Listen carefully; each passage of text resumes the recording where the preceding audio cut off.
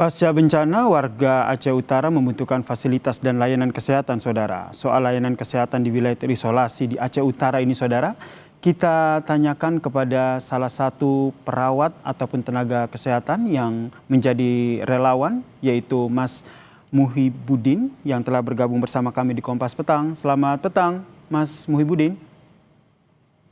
Selamat petang, Assalamualaikum. Waalaikumsalam warahmatullah.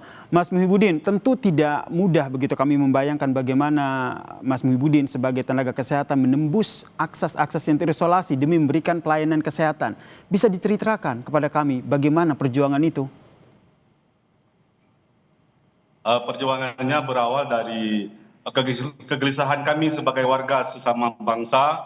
Kami dari Kecamatan Simpang Kerapu bahu-membahu yang pertama mengumpulkan logistik. Seiring waktu malam pertama pergerakan, ada inisiatif dari KPA untuk mendatangkan obat, menyediakan obat, sehingga kami beberapa kader, beberapa tenaga medis di Simpang Keramat membuat kesepakatan untuk berangkat ke titik-titik yang sama sekali belum terjamah. Jadi dengan obat seadanya kami berangkat ke dua titik, di antara lain Kecamatan Langkahan dan Sawang. Kedua kecamatan tersebut sangat jauh dari tempat tinggal kami Simpang Keramat, yaitu berjarak antara 70 km dengan medan yang sangat berat. Dengan apa ke sana, Mas? Berjalan kaki atau seperti apa? Kami ke sana yang pertama memang naik ada mobil Hilin, mobil yang ke gunung lah istilahnya. Sesampainya di sana kami melewati sungai itu dengan rakit. Kemudian ada yang menjemput kami di sana juga pakai semacam bak terbuka dengan jalur yang kami tempuh sangat menantang. Di sebelahnya sudah banjir yang sudah digerus oleh air di sungai, sementara yang sebelahnya longsor. Jadi masyarakat di sana mau lari ke pinggir dia ke bawah arus, naik ke gunung dia ke bawah longsor. Begitu, Pak. Perjuangan yang luar biasa ya untuk menembus daerah terisolasi demi memberikan pelayanan kesehatan begitu. Apa respon tanggapan dari korban yang akhirnya mendapatkan bantuan dari teman-teman? Alhamdulillah sangat positif dan sangat terharu mereka. Mereka banyak yang mengeluh, sangat senang. Biarpun yang kami bawa sangat terbatas dengan donatur setempat, donatur kecamatan yang notabene juga korban banjir, tapi dengan perasaan yang sangat teriris. Jadi kami semua membawa ala kadar obat yang ada, sementara sekarang ini obatlah yang sangat terbatas. Harapan dan kami semoga ada bantuan obat yang bisa kita salurkan. Jadi kemarin itu mereka malah mengeluh ke kami yang tim medis ini, ada hal-hal yang seharusnya mereka mengeluh ke pihak lain, tapi tetap mereka mungkin untuk menghilangkan rasa trauma mereka menunjukkan itu arah rumah kami, tapi udah hanyut, udah semua rata dengan tanah dan jadi sungai semua, Bapak. Begitu. Kondisi mereka saat Mas Muhibudin ini bertemu seperti apa? Kondisi kesehatan mereka apa? Keluhan mereka terkait dengan kondisi kesehatan? Keluhan mereka kebanyakan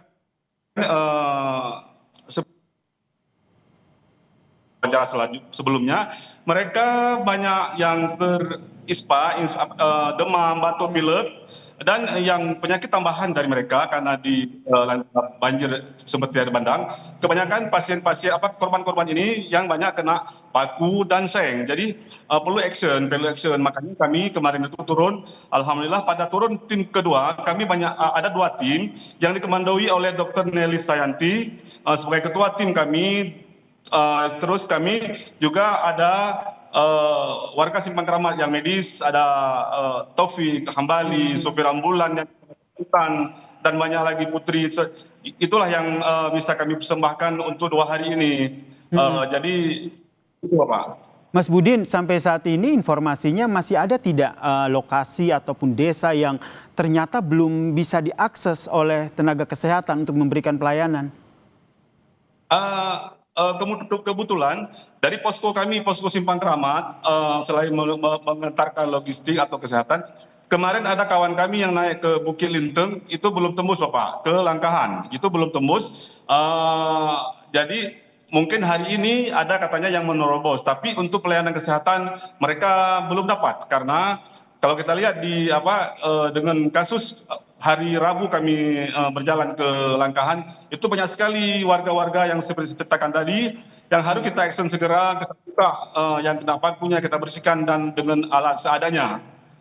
Begitu Bapak. Jadi masih ada beberapa desa ya yang masih belum bisa ditembus ya, baik oleh relawan maupun tenaga kesehatan, begitu ya Mas Budin ya? Ya, begitu Bapak. Kemudian dari jumlah tenaga kesehatannya sendiri maupun fasilitas, apa yang paling dibutuhkan saat ini? Bagaimana Bapak, bisa diulang? Apa yang paling dibutuhkan saat ini oleh tenaga kesehatan demi bisa memberikan bantuan apapun pelayanan kesehatan untuk para korban bencana? Yang pertama yang kami butuhkan seiring waktu kita lihat banyak yang itu obat Bapak, obat yang sangat-sangat kurang. Jadi itu yang pertama yang kita butuhkan. Yang kedua mudah-mudahan dengan kita semua masyarakat ada yang tim medis lain juga tahu bisa bergabung dengan kita.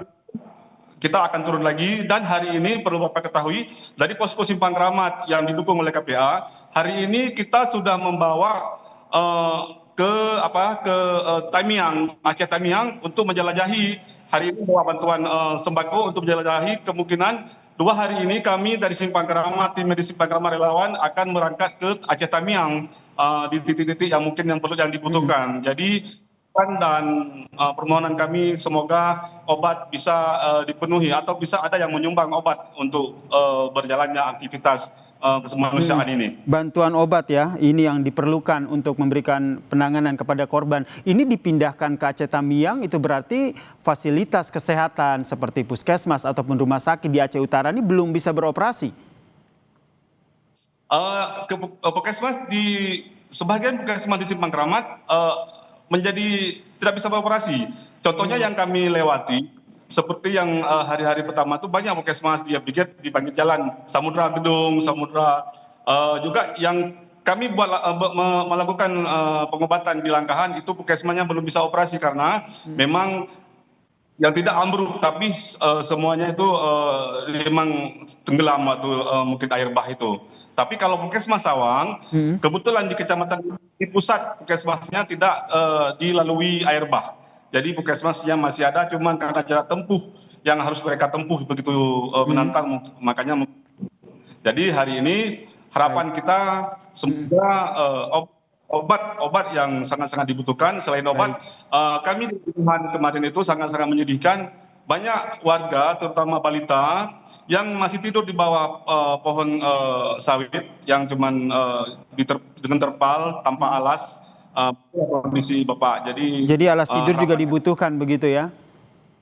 Baik, tidak hanya obat-obatan, namun alas tidur juga dibutuhkan terutama untuk anak balita dan juga lansia yang rentan terkena penyakit begitu ya. Terima kasih Mas Muhibudin, tenaga kesehatan relawan yang tengah berjuang memberikan pelayanan. Sehat selalu untuk Mas Budin dan juga teman-teman di sana. Terima kasih Pak. Alhamdulillah.